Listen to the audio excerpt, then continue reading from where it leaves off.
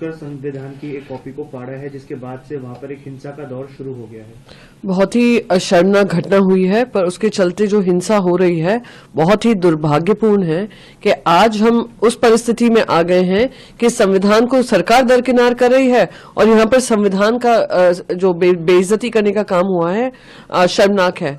पर मैं आपसे पूछना चाहती हूँ कि अभी तक हमारे पास महाराष्ट्र में गृह मंत्री नहीं है, कैबिनेट का विस्तार अब तक हुआ नहीं है, कैबिनेट में किसको ये जिम्मेदारी मिलेगी? तो लॉ एंड ऑर्डर व्यवस्था जो आती है होम मिनिस्टर के अंतर्गत आती है, और वहां पर हम देख रहे हैं अभी ही हाल ही में एक एमएलए के मामा को किडनैप कर मर्डर कर दिया गया है, और अब ये घटना सामने आ रही है जहां पे जान माल का नुकसान हो रहा है। इसकी जिम्मेदारी कौन लेगा?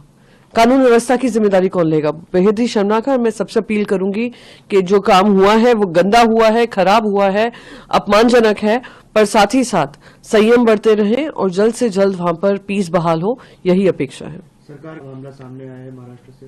देखिए, वहां पर जिस तरीके से राजनीति ज्यादा हावी है, सत्ता में रहना ज्यादा हावी है, महाराष्ट्र को दरकिनार किया हुआ है, महाराष्ट्र की जनता को दरकिनार किया हुआ है, महाराष्ट्र में बेरोजगारी को दरकिनार किया हुआ है, कानून व्यवस्था को दरकिनार किया हुआ है। इस तरीके से वायलेंस होना इस सरकार की विफलता दिखाता है कि आप लोग अभी आज ही पता चल रहा है कि वो लोग दिल्ली आएंगे, फिर कैबिनेट की फॉर्मेशन की बात होगी, किसके खाते में कौन सी मिनिस्ट्री जाएगी। कितना शर्मनाक मैसेज है कि महाराष्ट्र जैसे राज्य में इस तरीके की परिस्थिति का उत्पन्न होना और लॉ एंड ऑर्डर व्यवस्था का चरमराना और वायलेंस इस तरीके से भड़कना बहुत ही दुर्भाग्यपूर्ण है और दिखाता है इस सरकार की प्रायोरिटीज सिर्फ सत्ता बचाने के लिए, सत्ता चलाने के लिए है, ना कि जनता के लिए काम करने के लिए। शौक में भी और शोक में भी है, क्योंकि एक बहुत ही नौजवान और उनका जो वीडियो है वो दिल दहला देने वाला है। तो डेफिनेटली शादी जो एक हमारे भारतीय परंपराओं से जब तक सीमित है, जब तक उससे बंधी हुई है भारतीय परंपराओं से, तब तक ठीक है। लेकिन ये जो, जैसा उन्होंने खुद कहा है, जो कम्युनिज्म का कीड़ा इसमें, सोशलिज्म का कीड़ा इसमें, एक तरह से जो निंदनीय फेमिनिज्म का जो पूरा साइड है उसका कीड़ा इसमें, और बाकी 3-4 चीजें अगर इसमें और एक धंधा लोग बना लेंगे उसको, करोड़ों रुपए की एक्सटॉर्शन उससे की जा रही थी जो कि उसकी कैपेसिटी से भी बहुत बाहर थी। तो ये तो इसमें तो कोई कहने वाली ही बात नहीं है कि ये सब चीजें निंदनीय हैं, ऐसा नहीं होना चाहिए। युवाओं पर इस तरह का बोझ नहीं होना चाहिए जो उनकी सैलरी है, जिससे उससे भी कहीं 3 गुना 4 गुना हर महीने वो प्रोवाइड करा रहे हैं, करोड़ों का उन पे जो है वो और मांग हुई जा रही है। तो वो प्रेशर में आके वो लड़के ने ऐसा किया। बट आई थिंक कि इस तरह के वो भी होने चाहिए और एक अलग बॉडी भी होनी चाहिए कि जो विक्टिम है उनको भी। बट हैविंग सेड दैट, एक गलत महिला का हम उदाहरण लेकर जितनी महिलाओं को हर दिन प्रताड़ित किया जा रहा है, हम उसे नहीं झुठला सकते और ये नहीं कह सकते। और हमेशा 99% जो है मैरिजेस में पुरुषों का ही दोष होता है, इसीलिए ऐसी गलतियां भी हो जाती है। मैम, बड़ा इवेंट था, आज इसका समापन हुआ है, कितनी उम्मीद करे राजस्थान के लिए? बिल्कुल, बहुत सफल आयोजन था। राइजिंग राजस्थान ग्लोबल समिट हमारी हुई, अभी आज पूर्ण समापन भी हुआ है इसका। बहुत सारे इन्वेस्टर्स आए, बड़े बड़े एमओयूज हुए हैं और पूरी तरह से अब फोकस रहेगा कि ये सारे एमओयूज धरातल पर उतरे। ये फॉलो अप बहुत महत्वपूर्ण है और इसके लिए हमारे मुख्यमंत्री जी और पूरी टीम पूरी तरह से संकल्पबद्ध है कि हम इस पे ध्यान देंगे। मैम, 35 लाख करोड़ के एमओयू लगभग पूर्व हो चुके थे, उसके बाद ये आंकड़ा कितना और आगे बढ़ा? देखिए, ये आंकड़ा अभी जो 35 लाख करोड़ के एमओयूज हुए हैं, इससे भी अब आगे आंकड़ा बढ़ा है और इस पे भी हम लोग ये फोकस करेंगे कि सचमुच में जो सीरियस इन्वेस्टर्स हैं उनको बिल्कुल पुश करें और वो सब चीजें जो इंडस्ट्री लगाना चाहते हैं, अपना बिजनेस शुरू करना चाहते हैं, रोजगार प्रोवाइड करना चाहते हैं, वो जल्द से जल्द काम शुरू हो, ग्राउंड पे दिखना चाहिए। मैम, जो अधिकारी आपने हर एक एमओयू के साथ लगाया डिपार्टमेंट वाइज, वो क्या आगे जब तक धरातल पे ये एमओयू नहीं उतरेंगे जब तक साथ में लगे रहेंगे, या केवल ये इवेंट जितने ही रह पाएगा? नहीं, इवेंट बिल्कुल नहीं। इवेंट तो एक कल्मिनेशन था, 3 दिन का सेलिब्रेशन था, लेकिन इससे पहले ही काम तो शुरू हो गया था और इसके बाद भी जारी रहेगा। मैं तो कहूंगी राजस्थान को एक आर्थिक शक्ति बनाने का, विकसित राजस्थान बनाने का जो लक्ष्य है, जो प्रधानमंत्री जी ने हमारे सामने रखा है, जो कि मुख्यमंत्री जी पूरा प्रयास कर रहे हैं कि इस लक्ष्य को पूरा किया जाए, उसके लिए पूरा हमारा फोकस रहेगा। हम सब टीम के साथ, टीम वर्क के साथ, अधिकारीगण, मंत्रीगण, हर विभाग जुड़े भी और इसको पूरा करने में भी हम लोग पूरा अपना प्रयास करेंगे। सौर ऊर्जा में तो असीम संभावना है। इसके अलावा पर्यटन के लिहाज से राजस्थान सबसे महत्वपूर्ण माना जाता है डेस्टिनेशन। जी। आप पर्यटन मंत्री भी, उप मुख्यमंत्री के साथ एमओयू की बात की जाए, आज निवेश की यदि बात की जाए, इन 3 दिनों के दौरान कितना निवेश आ चुका है और क्या उम्मीद टूरिज्म के सेक्टर में हम मानते हैं? देखिए, टूरिज्म के सेक्टर में बहुत निवेश भी आया है, एमओयूज भी साइन हुए हैं, उस पर भी ध्यान दिया जाएगा, सारे एमओयूज धरातल पर उतरे। मैं ये कहना चाहूंगी कि ये एक ऑनगोइंग प्रोसेस है। अभी बहुत सारे लोग ये आयोजन के बाद भी हमारे पास आने वाले हैं कि हम लोग हमारा टूरिज्म यूनिट यहाँ लगाना चाहते हैं। टूरिज्म यूनिट पॉलिसी को भी लॉन्च किया है। हर प्रकार से टूरिस्ट सेक्टर को इंसेंटिव्स हम लोग देंगे, अभी भी दिए हैं, आगे भी देंगे, और एक ऐसा माहौल बनाएंगे राजस्थान में जिससे कि ज्यादा से ज्यादा टूरिस्ट आए, इन्वेस्टमेंट आए और एक हमारा नंबर 1 प्रदेश बने जहां पर सबसे ज्यादा टूरिस्ट पूरे देश में कहीं आते हैं तो वो राजस्थान ही हो, प्रदेश राजस्थान में ही आए। मेरा होम टाउन है और मैं बहुत दुखी हूँ कि इस तरह की घटना मेरे अपने होम टाउन में हो रही है और आज मैं यहाँ हूँ। मैं पहले तो लोगों से अपील करूंगी कि शांतता बनाए रखें और इस तरह के बातों को विक्टिम न बने, क्योंकि वहाँ पहले हिंदू महासभा ने बांग्लादेश में जो माइनॉरिटीज पे अटैक हो रहा है उसकी वजह से एक मोर्चा निकाला और इस मोर्चे में किसी ने डॉक्टर बाबा साहब अम्बेडकर के पुतले के सामने जो संविधान की कॉपी है उसको तोड़ने की कोशिश की, उस पर पत्थर मारे और इसकी वजह से जो भी संविधान प्रेमी लोग हैं परभनी के वो सब उत्तेजित हो गए, रास्तों पर आ गए हैं और ये आंदोलन पूरा हिंसक हो गया है। उन्होंने दुकानें जलाई, गाड़ियां तोड़ी और इस तरह की सारी वारदातें वहां पर हो रही हैं। मुझे बहुत अफसोस है। सबसे पहली बात तो ये है कि संविधान की बेइज्जती ये इस भारत में कोई सहन नहीं कर सकता है, क्योंकि हम जिस देश में रहते हैं हमारे लिए संविधान सबसे आदरपूर्ण है। लेकिन इस तरह की दुर्घटना वहां पर हुई है, मुझे अफसोस है और मैं सारी जनता से निवेदन करना चाहती हूं कि शांति बनाए रखें। मैम, हमने ये भी देखा कल, आपको लगता है कि अब सुप्रीम कोर्ट का ही रास्ता बचा है जो ताकि आप लोगों को न्याय मिल सके चुनाव में? जो चुनाव में कुछ हुआ है जो लोगों की भावना है और सारी जनता ये कह रही है कि हमें ऐसा लगता नहीं है कि जो इलेक्शन प्रोसेस हुआ है वो फेयर हुआ है।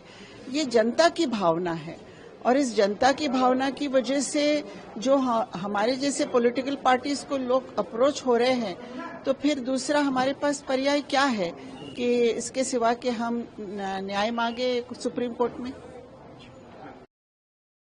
Court against EVM tampering in Maharashtra. What do you want to say? They will file a petition in Supreme Court on Friday. It's so funny. When Indie Bloc wins in Kashmir, then EVM, cheating or tampering doesn't happen. When Indie Bloc wins Jharkhand election, then tampering doesn't happen. But when Indie Bloc gets defeated in Maharashtra, in Haryana, then, EVM tampering happens. A few days back, a similar case had been filed in the Supreme Court. And the Honorable Supreme Court had said that this has nothing to do with EVM tampering. People of India, people of Bharat, have understood that the Indie Bloc leaders are there only for the development of their family and their party members, that also close party members, not for the people of India. Only one party and one man can lead India the way he is leading it ahead. That's Narendra Modi ji and Bharatiya Janata Party. Another one, that is the India Bloc submit no confidence motion against Rajya Sabha Chairman Jagdeep Dhankar on Tuesday. At least, on one subject, Indie Bloc alliance members have come together, because in the past, in every issue, they had their differences. So thank God, at least for one issue, for Dhankarji, they had come together. But it is an insult, which is expected, from Indie Bloc chief ministers and party members, that they are against farmers of India, because Dhankarji is from a farmer family. Dhankarji is there to uplift the Constitution of India. only when you speak in the parliament with a constitution in hand, it doesn't mean that you support the constitution. So whenever you fail constitution, you don't follow the constitution, you are always against the constitution, and you are with external forces like Soros, always talking against India, along with these external forces, Mr. Rahul Gandhi and the Indie Bloc team, it doesn't really matter, because the people of Bharat have understood that who is for the people of India and who is against the people of India. So it doesn't really matter. सभा chairman के खिलाफ रिजिजू साहब ने उस पर बात भी करी है, क्या करें? देखिए, ये सरकार एक मिली भगत है। ये एनडीए अलायंस जो है, ये नेशनल डिजास्टर अलायंस है। इनका एक ही उद्देश्य है कि सदन के अंदर, राज्यसभा की मैं सदस्य हूं, कि सदन के अंदर कोई चर्चा ना हो। आज तृणमूल कांग्रेस की तरफ से 2 0 आवर महत्वपूर्ण थे। एक गरीबी पर था, एक फर्टिलाइजर के बढ़ते हुए दाम पर था। दोनों को आज होने नहीं दिया। वो नो कॉन्फिडेंस पे बोले और बोले 72 साल में ये नहीं हुआ। भाई, आजादी के बाद हमने ये कभी नहीं देखा कि जो पार्टी सत्ता में है वो सदन को रोक रही है। इसका एक ही कारण है कि वो उन विषयों पे चर्चा नहीं चाहते जिन विषयों से जनता की बात सदन में आए। ये कभी नहीं हुआ देश के इतिहास में। पार्लियामेंट्री अफेयर्स मिनिस्टर को तो शर्म आनी चाहिए, वो पार्लियामेंट नहीं चला पा रहे हैं। हम बार बार ही कह रहे हैं सदन को चलाओ, सदन को चलाओ, पर वो ना महंगाई पे चर्चा करना चाहते हैं, ना फर्टिलाइजर पे चर्चा करना चाहते हैं, ना मूल्य वृद्धि पे चर्चा करना चाहते हैं। तो 72 साल में तो बीजेपी ने नया रिकॉर्ड किया सदन रोकने का। अगर आप लोग राज्यसभा चैनल, संसद टीवी देखेंगे तो ये पहले खड़े हो जाते हैं। लोगों को लोगों ने इनको सदन में क्यों भेजा है? ये वाइस प्रेसिडेंट को की सुरक्षा के लिए भेजा है कि लोगों की सुरक्षा के लिए भेजा है? अगर लोगों की बात करना चाहे, हम तैयार है, सदन चलाइए। अफसोस की बात है, ऐसे हादसा होना ही नहीं चाहिए कहीं देश में। अगर आम जनता को ये उम्मीद बचा नहीं है कि कहीं भी जाओ हर दरवाजा को थपथपाओ और उसमें उनकी नाइंसाफी हो रही है, तो ये बहुत खतरनाक बात है एक समाज के लिए।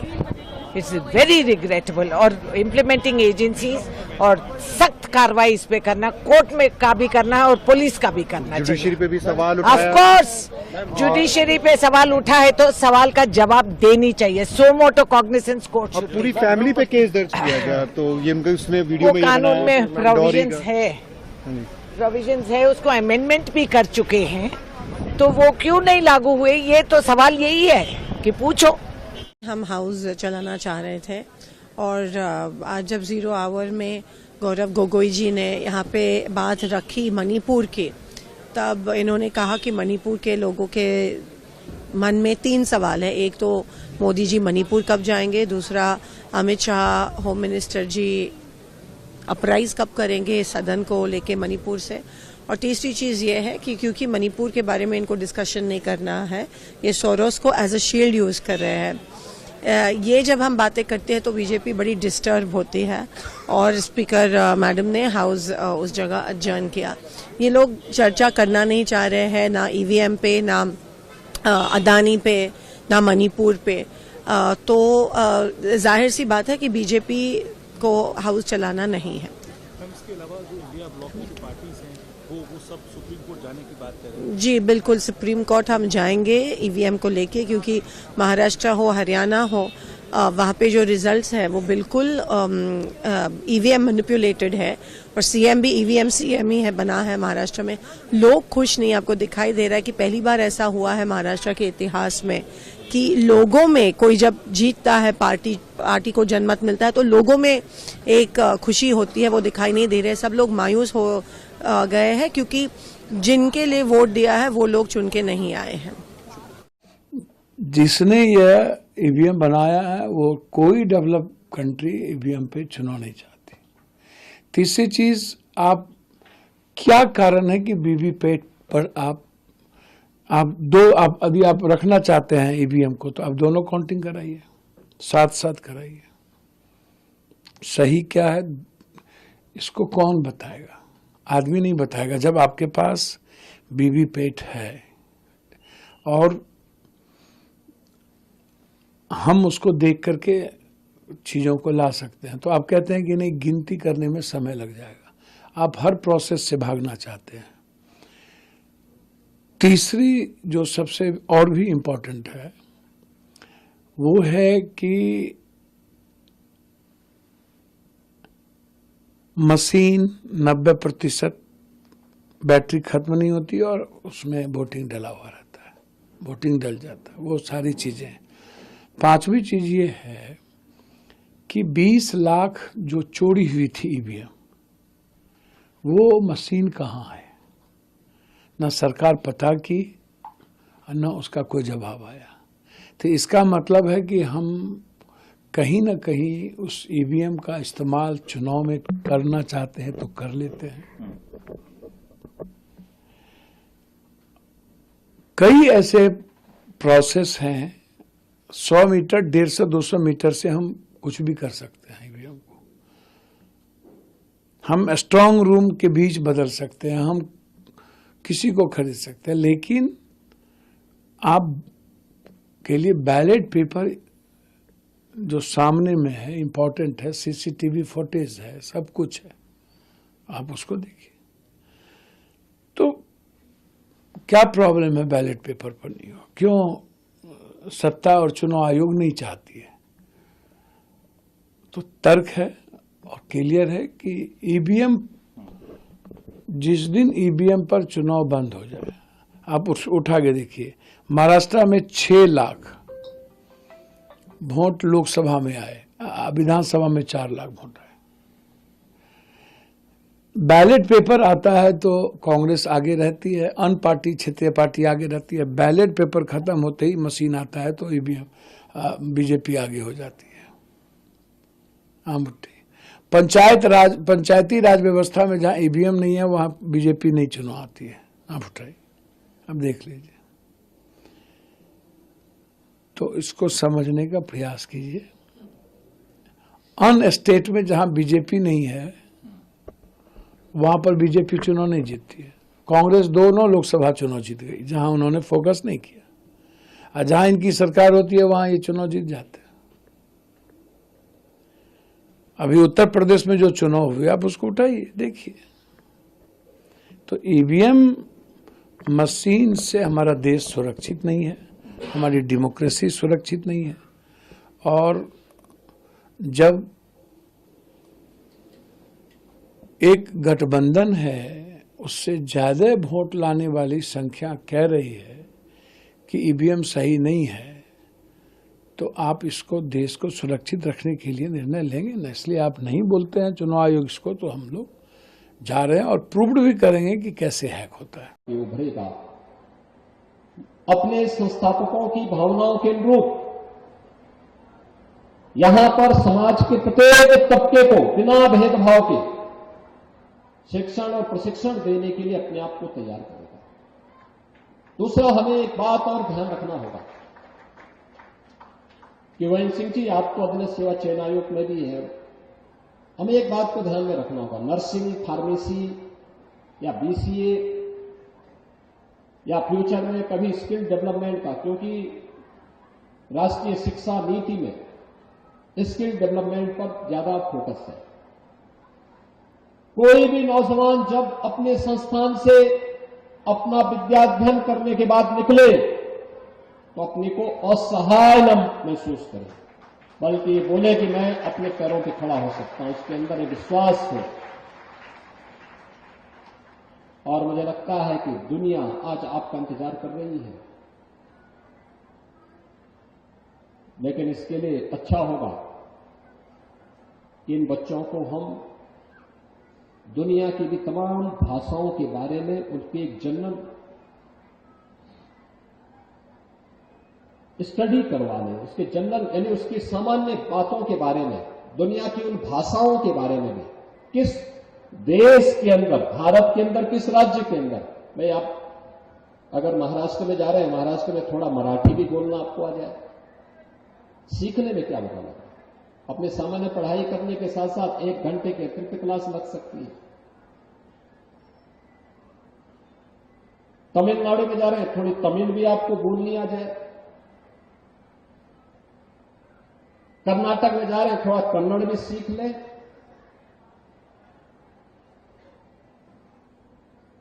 बंगाल में जा रहे हैं, थोड़ा बंगाली भी बोलना सीख लें। भारत की जितनी भी भाषाएं हैं, ये भारत की एकता की प्रतीक है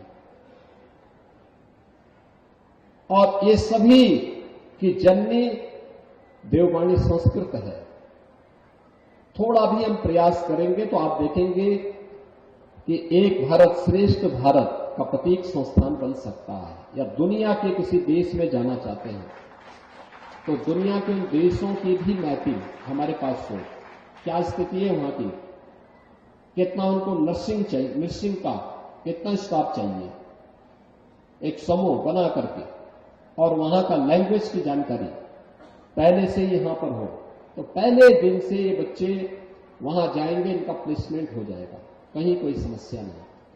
लैंग्वेज एक बहुत बड़ा माध्यम बन सकता है और उसकी जानकारी करना। अब इसमें टेक्नोलॉजी भी आ गई है, भाषणी ऐप ने तो उसको और आसान कर लिया है। हम लोग इस बार महाकुंभ 2025 में प्रयागराज में उसका उपयोग कर रहे हैं, वह बहुत अच्छा माध्यम बन सकता है अगर हम इसमें थोड़ा सा प्रयास करेंगे। एक और दूसरा हमारा प्रयास होना चाहिए, जब छात्र संस्थानों में प्रवेश करता है, प्रतियोगी परीक्षाओं की तैयारी के लिए अपने आप को आगे बढ़ाने के लिए प्रस्तुत करता है, उस समय उनके मार्गदर्शन के लिए किसी प्रतियोगी परीक्षा के लिए कैसे तैयारी हो सकती है, इसके लिए आपने स्वयं प्रशासनिक सेवा में प्रवेश के लिए प्रयास किया, आप सफल हुए। आज आप हजारों बच्चों के लिए एक प्लेटफॉर्म अधीनस्थ सेवा चयन आयोग के माध्यम से प्रस्तुत कर रहे हैं, लेकिन बस्ती के भी हजारों बच्चे उन प्रतियोगी परीक्षाओं के लिए अपने आप को तैयारी करा सकें। इसके लिए हम लोग राज्य सरकार की तरफ से अभ्युदय कोचिंग की व्यवस्था करवाते हैं।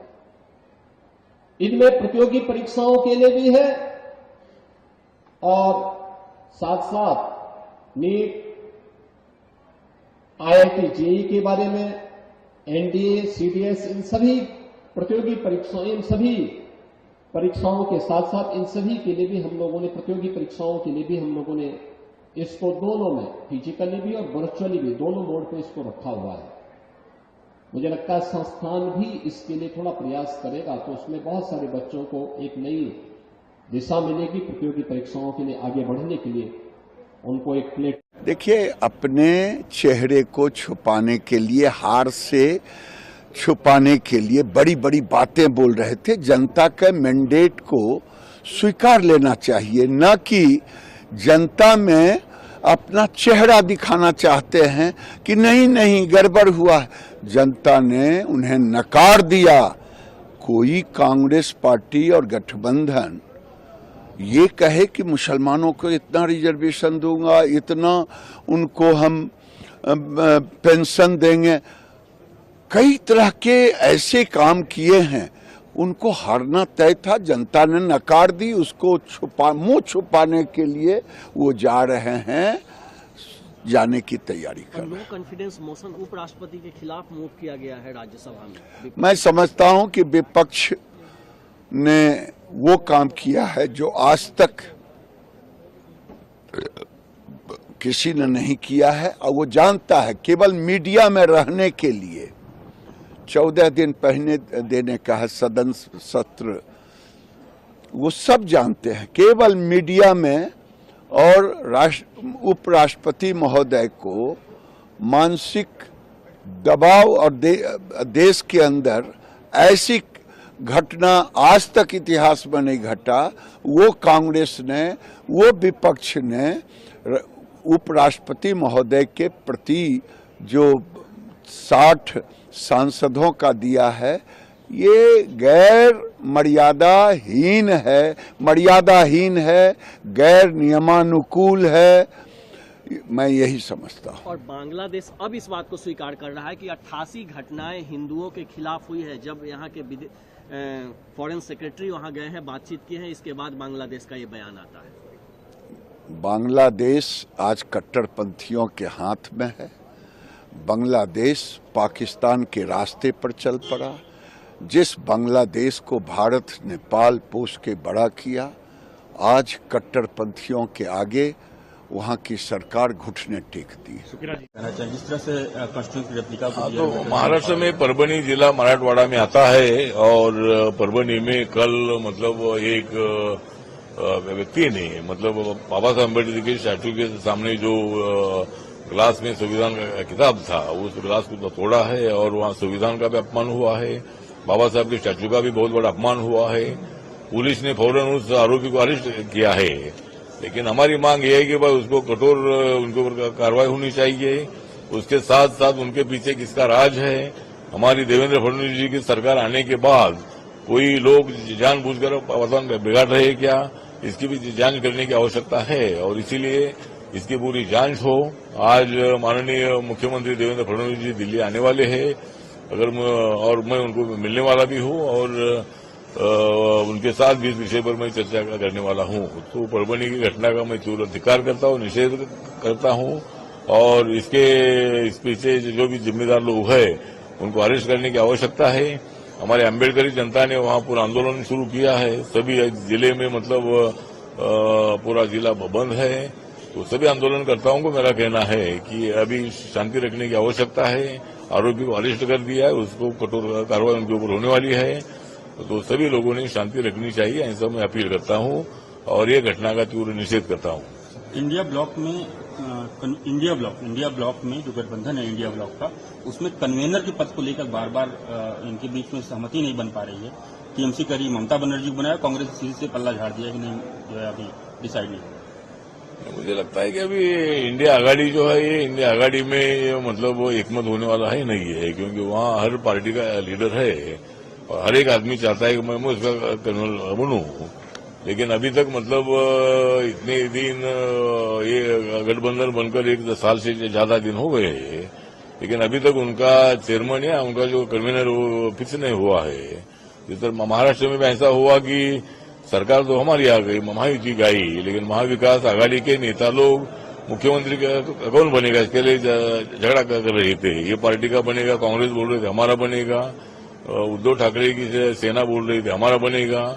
तो इसी तरह मतलब इनमें एकमत नहीं है। तो अभी ममता बनर्जी का भी नाम आया है और कांग्रेस पार्टी को लगता है कि हमारी ज्यादा सीटें हैं और इसीलिए मतलब इसमें एकमत होगा नहीं। और अगर मतलब वहां कोई ममता बनर्जी का नाम अगर आगे आया है तो मुझे लगता है कि ज्यादा सीटें जो है ये मतलब ममता जी और उनके साथ ज्यादा सीटें हैं, इसीलिए ममता जी का नाम फिक्स हो सकता है। कांग्रेस पार्टी को मौका मिलेगा कि नहीं जो मुझे मालूम नहीं है, लेकिन उनका कोई भी बने, लेकिन प्रधानमंत्री नरेंद्र मोदी रहेंगे। अभी भी नरेंद्र मोदी रहेंगे, कल भी नरेंद्र मोदी रहेंगे। तो उनको क्या करना करे। ममता जी का नाम आता है तो अच्छी बात है और राहुल गांधी का नाम आता है तो भी अच्छी बात है, या उद्धव ठाकरे का नाम आता है तो भी अच्छी बात है। जिसका नाम आता है उसको हमारा तो सपोर्ट है। एक और क्वेश्चन है, इंडिया ब्लॉक जो है सुप्रीम कोर्ट जाने वाला है। महाराष्ट्र असेंबली इलेक्शन में जो एलिगेशन था उनका कि ईवीएम के साथ टैंपरिंग हुई, उसको लेकर मुझे लगता है कि ईवीएम मशीन को दोष देना ठीक नहीं है। मतलब लोगों का मैंडेट हमको मिला है, लोगों का मत ये था कि भाई महायुति ने बहुत अच्छा काम किया है। नरेंद्र मोदी जी ने 10 सालों में 10 लाख करोड़ रुपए महाराष्ट्र के लिए दिए हैं अनेक डेवलपमेंट के लिए। और लाडली बहना एक स्कीम मतलब आई और उस लाडली बहना स्कीम ने बहुत बड़ी संख्या में मतलब हमारी बहना लोगों ने महिलाओं ने मतदान किया है। और दलितों का जो वोट था वो लोकसभा में मतलब थोड़ा इधर उधर गया था कि उनके संविधान बदलेगा, इसीलिए बाबा साहब को मानने वाली बड़ी जनता महाराष्ट्र में है और उन्होंने मतलब हमारे महायुति को वोट नहीं दिया था। इसीलिए महाराष्ट्र में हमारी बहुत कम सीटें आई थी, 17 सीटें आई थी। तब महाविकास आघाड़ी की 31 सीट आई थी। तो मुझे लगता है कि जब उनकी सरकार, झारखंड में उनकी सरकार आई, वहां हमने मशीन का विषय नहीं उठाया। हिमाचल प्रदेश में आपकी सरकार आई, वहां हमने विषय नहीं उठाया। कांग्रेस पार्टी 99 तक सीटें लेकर गई, वहां हमने इशू नहीं उठाया। वायनाड में अभी प्रियंका गांधी चुनकर आए, वहां हमने विषय नहीं उठाया ईवीएम मशीन का। लेकिन ये लोग जब हारते हैं तो ईवीएम मशीन को तो दोष देते हैं, कभी संविधान को राजनीति में लाते हैं, कभी आरक्षण को राजनीति में लाते हैं, कभी अभी ईवीएम मशीन के पीछे पड़े हैं। और राहुल गांधी को यात्रा निकालने के बगैर दूसरा कोई काम नहीं है। राहुल गांधी जी यात्रा निकालते रहे और वो अभी ईवीएम मशीन के लिए यात्रा निकालने वाले हैं। बाद में कौन सी विषय पर यात्रा निकालेंगे मुझे मालूम नहीं है, लेकिन तुम यात्रा निकालते रहो, हम सत्ता में रहेंगे और देश का विकास करते रहेंगे।